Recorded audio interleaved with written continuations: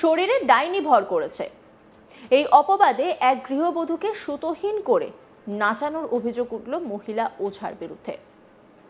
খবর পেয়ে পুলিশ গ্রামে গিয়ে ওই দুই ওঝাকে আটক করে। সেই সঙ্গে গৃহবধূকে উদ্ধার করে বীরভূমের রামপুরহাট মেডিকেল কলেজ হাসপাতালে ভর্তি করা হয়। স্বামীকে আটক করেছে পুলিশ। ঘটনাটি ঘটেছে বীরভূমের রামপুরহাট থানার তাঁতবাঁধা গ্রামে। ভাবতে পারছেন কি অবস্থা? মধ্যযুগীয় বর্বরতা এখনো পিছু ছাড়ছে না। আমরা আধুনিক থেকে অত্যাধুনিক হতে শুরু করেছি, কিন্তু মধ্যযুগীয় বেশ কিছু কুসংস্কার এখনো আমাদেরকে আঁকড়ে ধরে রয়েছে। পুলিশ ও স্থানীয় সূত্রে জানা গেছে ওই গ্রামের এক গৃহবধূ দীর্ঘদিন ধরে মানসিক অবসাদে ভুগছিলেন। বহু চিকিৎসা করেও কোনো ফল মেলেনি বলে পরিবারের দাবি। এরপরে গ্রামবাসীরা ওঝার শরণাপন্ন হন। ওঝা নিদান দেন গৃহবধূকে ডাইনি ধরেছে, তাকে সামনে এনে পুজো করলেই সব অসুখ সেরে যাবে। পুজোর জন্য মোটা অঙ্কের খরচ হয়েছে। সেই মতো দুই পাড়ার 50 থেকে 60 ঘর থেকে চাঁদা তোলেন গ্রামবাসীরা। এরপরই রবিবার 6 জুলাই সকালে সীমান্তবর্তী ঝাড়খণ্ড থেকে দুই ওঝা গ্রামে পৌঁছয়। গ্রামের হনুমান বেদিতে শুরু হয় পুজো। সেখানে নিয়ে আসা হয় গ্রামের ওই গৃহবধূকে। এরপর গৃহবধূকে সুতোহীন করে সেখানে নাচানো হয় বলে অভিযোগ। ভিড়ে ঠাসা সেই দৃশ্য অনেকেই উপভোগ করতে থাকেন।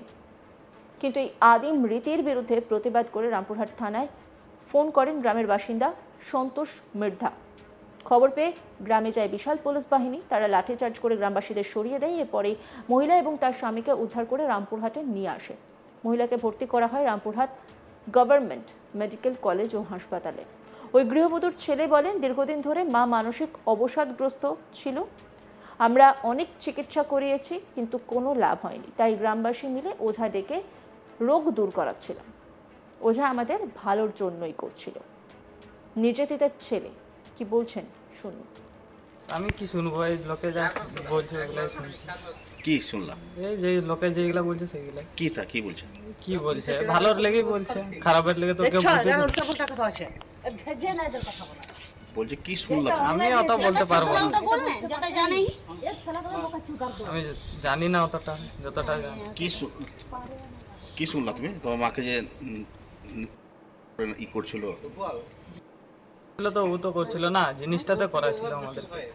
ওরা ধরো আজ থেকে তো হচ্ছে না, আমাদের 3 বছর 4 বছর থেকে অসুস্থ মানুষ, মানে অনেক জায়গায় দেখাশোনা করলাম, তাও ঠিক করতে পারলো না। এবারে ধরো এই ভালো করে দিবে, ধরো জিনিসটা আমি বললাম যে হ্যাঁ ভালো করে দিলে ভালো হবে, সবারই দিলে বাড়ির কোনো অসুবিধা হবে না। এমনিতে তো আমার বাড়ির লোক অনেক দিন থেকে বিপদে পড়ে আছি।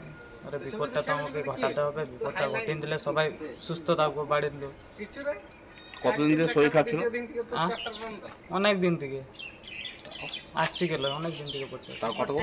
মোটামুটি 1 বছর। আমি জানি যে 1 বছর মোটামুটি তাও বিয়ের ওই দিক থেকে আমার 1 বছর নাকি? হ্যাঁ 1-1.5 বছর হয়েছে, পেরিং গেছে। 1 বছর 2 মাস। তা বলে মানুষের শরীর খারাপ হলে ডাক্তার দেখায়? ডাক্তার দেখিয়েছিলাম, বহুত ডাক্তার দেখেছি, বহুত দূর নিয়ে গেছিলাম, নার্সিং রুম সেটা নিয়ে গেছিলাম, বহুত মরতে মরতে বাঁচিয়েছি আমরা।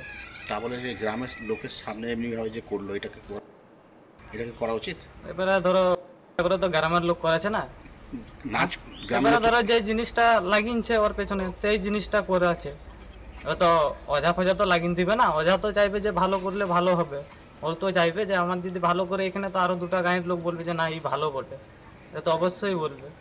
ঠিক আছে, ভালো করছিল, কিন্তু এই যে সবার সামনে গ্রামের লোক দেখলো, এটা তো তোমার মায়ের ক্ষতি, এটা তো করা উচিত না। এই জিনিস কি বলবো, এটা করা উচিত ছিল? তো উচিত ছিল না, তবু এখানে ভুলে ভাতকে হয়ে গেছে, তো আর কি বলবো, তো আর তো কিছু করার নাই, যা হবার হয়ে গেছে। কি চাইছো তোমরা? আর কি চাইবো? নিয়ে পুলিশ এসেছিল? পুলিশ এসেছিল। জোরে বলো, পুলিশ এসেছিল? হ্যাঁ এসেছিল। কি করলো পুলিশ? কি করবে, ডাক্তারখানা নিয়ে গেল। তখনই যাই না ভাই, আমরা তখনই ওইদিকে ভয় যাইনি, দেখছি পুলিশ দিল আবার।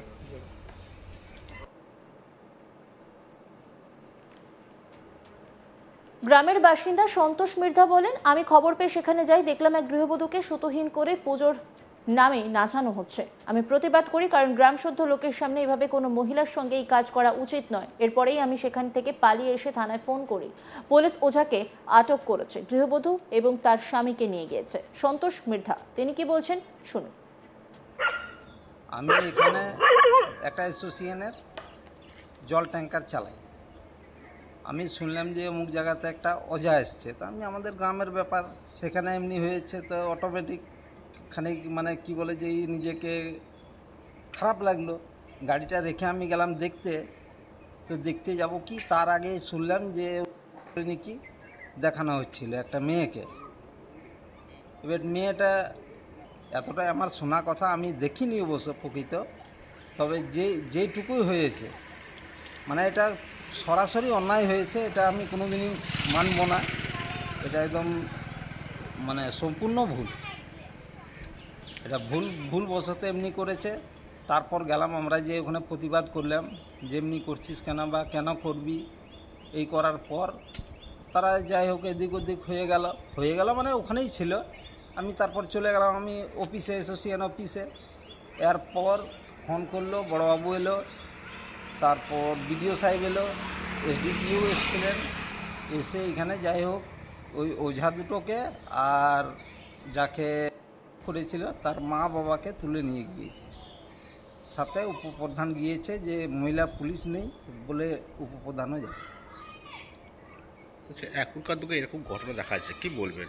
এটা পুরোপুরি আমি তো বলছি যে এটা একদম মানে নয়, ভালো না।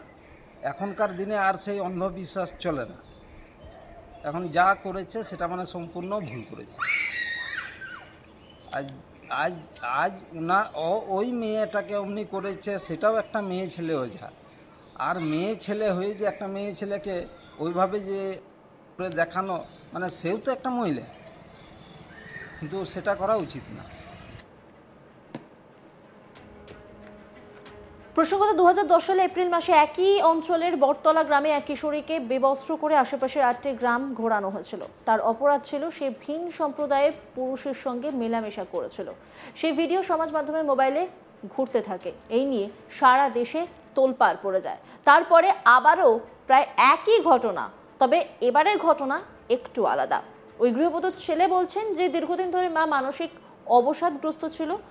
আমরা অনেক চিকিৎসা করিয়েছি, কিন্তু কোনো লাভ হয়নি। তাই গ্রামবাসী মিলে ওঝা ডেকে রোগ দূর করাচ্ছিলাম। ওঝা আমাদের ভালোর জন্যই করছিল বলে দাবি করছেন ওই গৃহবধূর ছেলে।